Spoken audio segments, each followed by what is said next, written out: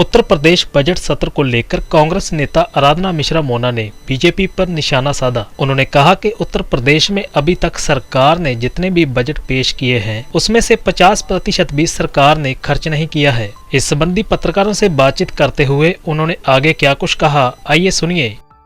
उत्तर प्रदेश में जितने भी बजट अभी तक प्रस्तुत किए उस बजट का 50% भी सरकार खर्च नहीं कर पाए। ऐसे बहुत से विभाग हैं।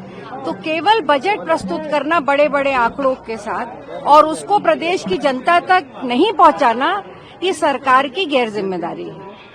और दूसरी बात, विधानसभा का जो बजट सत्र होता है वो उस पर चर्चा होनी चाहिए।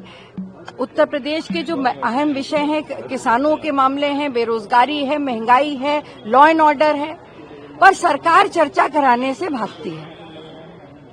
पिछले बजट सेशन को भी हम लोग की मांग रही कि आप सेशन को चलाइए, उस पर चर्चा हो, पर पूरी तरह से सरकार ने हमेशा चर्चा के पहले बजट सत्र को समाप्त कर दिया। अब की बार भी उन्होंने 18 से 5 तारीख तक का अवधि दी है, पर जैसा ट्रैक रिकॉर्ड रहा है बहुत खराब ट्रैक रिकॉर्ड है सरकार का।